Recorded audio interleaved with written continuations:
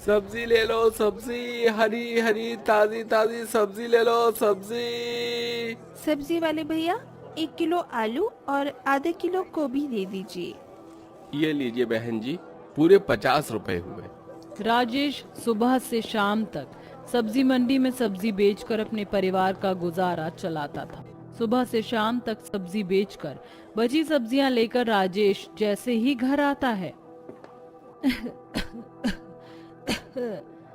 सुबह से 2 बार आपको काढ़ा बना कर दे चुकी हूँ, लेकिन आपकी खांसी तो थमने का नाम ही नहीं ले रही है। अरे बहू, अब मेरी उम्र हो गई है, क्या पता कब भगवान मुझे अपने पास बुला ले। माँ, कितनी बार कहा है आपसे कि ऐसी बातें मत किया करिए। माँ, मैं आपकी दवाइयाँ ले आया हूँ, आप बस इन्हें समय से खाना, फिर देखना कैसे आपकी तबीयत बिल्कुल ठीक हो जाएगी। अरे बेटा, तू क्यों अपनी मेहनत के पैसे मेरी दवाइयों पर बर्बाद करता है? माँ जी, आप ऐसा क्यों कह रही हैं? आपसे ही तो हमारा परिवार है। भगवान ना करे अगर आपको कल कुछ हो गया तो हमारा परिवार तो बिखर जाएगा। अब आप जल्दी से दवाई खाइए, मैं सबके लिए खाना बनाती हूँ। रजनी और उसकी नंद मालती चूल्हे पर जल्दी जल्दी सबके लिए खाना बनाते हैं और अब सब लोग खाना खाकर सो जाते हैं। कम पैसों में ही पूरे परिवार का ठीक ठाक गुजारा चल जाया करता था। ऐसे ही समय गुजरता है और एक दिन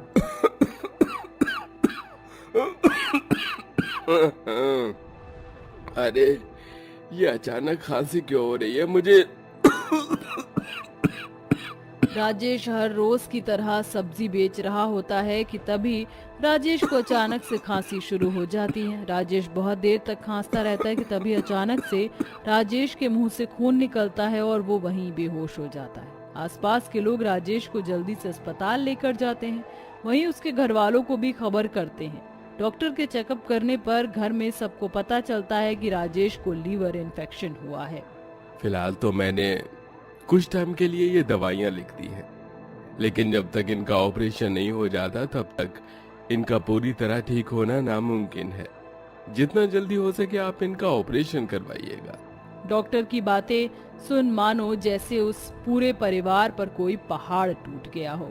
हे भगवान, ये तो मेरे सुहाग पर कैसा संकट ले आया है। क्या बिगाड़ा था मेरे पति ने तेरा जो तूने उनके साथ ऐसा किया? अगर उनको कुछ हो गया तो मैं उनके बिना कैसे रहूंगी? भाभी, आप प्लीज मत घबराइए, हम सब आपके साथ हैं, भैया को कुछ नहीं होगा। राजेश के बीमार होने की वजह से अब रजनी उसकी जगह मंडी में सब्जी बेचना शुरू कर देती है और ऑपरेशन के लिए धीरे धीरे पैसे जोड़ती है। अपनी माँ को इस तरह मेहनत करता देख पायल भी अपनी माँ के साथ मंडी में सब्जी बेचने में उसकी मदद करती है। आइए आइए, हरी हरी ताजी ताजी सब्जियां लीजिए। हमारे यहाँ जैसी सब्जियां मंडी में आपको कहीं पर भी नहीं मिलेंगी। आइए आइए। पायल सुबह से शाम तक चिल्ला चिल्ला कर कस्टमर को बुलाती, लेकिन फिर भी सिर्फ कुछ ही कस्टमर रजनी से सब्जी लिया करते हैं, जिसके चलते रजनी चाहकर भी ठीक से पैसे नहीं जोड़ पाती और कुछ ही हफ्तों में इन्फेक्शन के बढ़ने के चलते राजेश की मृत्यु हो जाती है और अब घर की सारी जिम्मेदारी रजनी पर आ जाती है। भाभी, आप और पायल कब तक यूं ही मंडी में सब्जी बेचेंगी? मैं भी आपकी मदद करना चाहती हूँ। मुझे यहीं पास वाले बंगले में ही नौकरानी का काम मिल गया है, अब मैं भी आपके साथ काम करूंगी। नहीं मालती, जब तक मैं हूँ तुम्हें काम करने की कोई जरूरत नहीं है। जानती हो ना कि बाहर का माहौल कैसा है। ऊपर से लोग ये कहेंगे कि भाई के जाते ही भाभी ने बहन से काम करवाना शुरू कर दिया। बहू, मुझे माफ कर देना, मैं चाह कर भी तेरी मदद नहीं कर सकती। ये बूढ़ी हड्डियां अब मेरे शरीर का साथ नहीं देती। माँ जी, आप परेशान मत होइए, मैं हूँ ना, हम धीरे धीरे सब ठीक कर देंगे। रजनी अपनी बेटी के साथ हर दिन सब्जी मंडी में सब्जी बेचने के लिए जाया करती और मिलने वाले थोड़े बहुत पैसों से अपना गुजारा चलाती। ऐसे ही ठंड का समय शुरू हो जाता है। ठंड में भी दोनों माँ बेटियां कांपती हुई सब्जी बेचती। ठंड के मौसम के जाते ही गर्मी के मौसम में भी दोनों माँ बेटियों को गर्मी और पसीने से परेशान होकर सब्जियां बेचनी पड़ती। लेकिन अब धीरे धीरे बारिश का मौसम शुरू हो जाता है, जो इन दोनों के लिए काफी ज्यादा मुश्किल साबित होने वाला था। माँ, लगता है बहुत जोरों की बारिश आने वाली है। देखो कितनी तेज तेज हवाएं चल रही हैं। अगर बारिश आ गई तो हमारी सारी सब्जियां तो खराब हो जाएंगी। अब हम क्या करेंगे? दोनों माँ बेटी बारिश ना आने की प्रार्थना कर रही होती हैं, लेकिन कुदरत के सामने किसकी चलती है। थोड़ी देर में जोरों की बारिश शुरू हो जाती है, जिसके चलते रजनी की सारी सब्जियां गीली होकर खराब हो जाती हैं। हमारी तो सारी सब्जियां खराब हो गई। अब हम क्या करें? चाहकर भी दोनों माँ बेटी अपनी सब्जियों को नहीं बचा पाती। बारिश रुकने के बाद जब वो सब्जियां देखती है तो हर एक सब्जी खराब हो चुकी थी, जिसके चलते दोनों की बिल्कुल भी कमाई नहीं होती। भाभी, अब तो बारिश का मौसम कई महीनों तक रहेगा। अगर ऐसे मौसम में आप बाहर सब्जियां बेचोगी तो वो खराब होंगी ही ना। बहू, तू एक काम क्यों नहीं करती? तू तिरपाल लगाकर सब्जियां बेच। तिरपाल की वजह से बारिश का पानी सब्जियों पर नहीं गिरेगा। दोनों माँ बेटी अगले दिन एक बड़ा सा तिरपाल लेकर आती हैं और उसे लगाकर उसके अंदर सब्जियां बेचना शुरू करती हैं। थोड़ी देर में बारिश शुरू हो जाती है। हल्की फुल्की बारिश में तो तिरपाल पर कोई फर्क नहीं पड़ता, लेकिन जैसे ही तेज बारिश और आंधी शुरू होती है तो उनका तिरपाल ज्यादा देर तक टिक नहीं पाता और हवा में उड़ जाता है, जिससे आज भी उनकी सारी सब्जियां बारिश के पानी की वजह से खराब हो जाती हैं और 2 पैसे की भी कमाई नहीं होती। हमारे जीवन में तो मुसीबतें रुकने का नाम ही नहीं ले रही हैं। आज भी सारी सब्जी बेकार हो गई। अगर ऐसा ही रहा तो हम लोग तो एक दिन भूखे मर जाएंगे। सारी सब्जियां खराब होने की वजह से दोनों माँ बेटी एक भी सब्जी नहीं बेच पाती और जो सब्जियां बच जाती हैं वह भी उन्हें काफी सस्ते दामों पर बेचना पड़ती है। 2 लगाना है तो ठीक ठीक भाव लगाओ। मैं 30 रुपए से ज्यादा नहीं दूंगी। बहन जी, कम से कम 60 रुपए तो दीजिए। आप 100 रुपए की सब्जी 30 में ले जा रही हैं। अरे ले रही हूँ 2, यही शुक्र मनाओ, वरना ऐसी सब्जियां तो कोई मुफ्त में भी ना लेगा। मजबूरन रजनी पायल को 100 रुपए की सब्जी उस कस्टमर को 30 रुपए में ही देनी पड़ती है।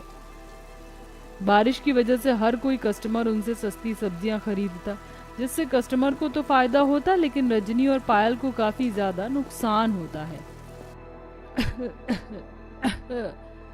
माँ, आपकी दवाइयाँ तो खत्म हो गई हैं और खांसी भी नहीं रुक रही। अब मैं क्या करूँ?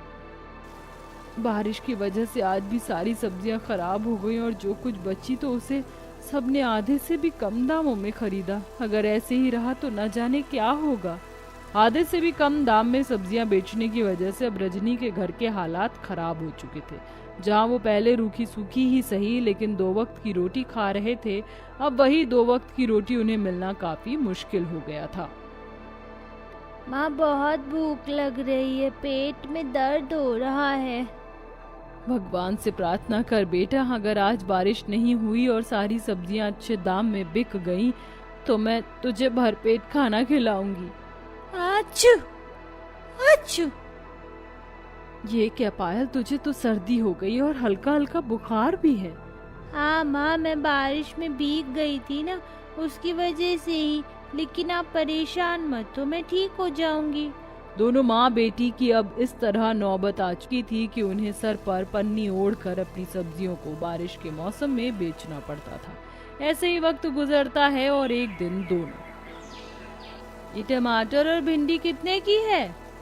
बहन जी, टमाटर 30 रुपए किलो और भिंडी 40 रुपए किलो है। भिंडी और टमाटर अच्छे तो है ना?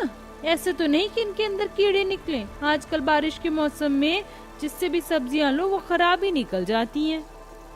आंटी, आप बेफिक्र होकर सब्जी लीजिए, हम ये सारी सब्जियां सीधा खेत से लेकर आते हैं।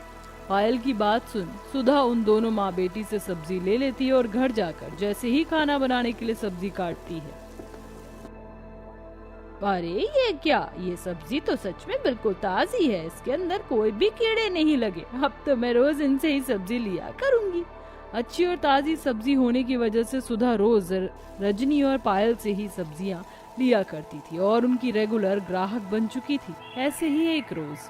क्या हुआ जी, आप कुछ परेशान लग रहे हैं? क्या बताऊं सुधा, जिस सब्जी वाले से मैं होटल के खाने के लिए सब्जियां लेता था, आजकल वो सब्जी में बड़ी बेईमानी करने लग गया है। पैसे भी ज्यादा लेता है और सब्जियां भी ठीक से नहीं देता।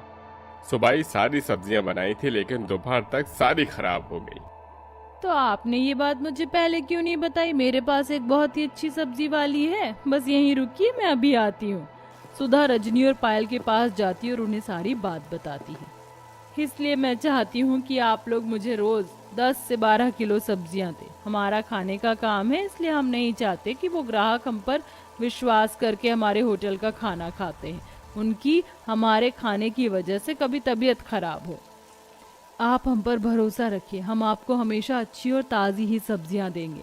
अब दोनों माँ बेटी हर रोज सुधा और उसके पति को 10 से 12 किलो सब्जियां भिजवाती थी, जिससे दोनों माँ बेटियों को काफी मुनाफा होता है और अब धीरे धीरे उनके घर के हालात भी बदलने लगते हैं और सिर्फ कुछ ही वक्त में अब दोनों माँ बेटियां सड़क पर सब्जी बेचने की बजाय एक बड़ी सी दुकान खोल लेती हैं और आराम से बैठकर उसमें सब्जियां बेचती हैं। और रजनी अपनी सास का भी अच्छे से इलाज करवाती है, वहीं अपनी बेटी को भी अब पढ़ाई के लिए स्कूल भेजती है और आखिरकार पूरा परिवार हंसी खुशी एक अच्छी जिंदगी जीता है।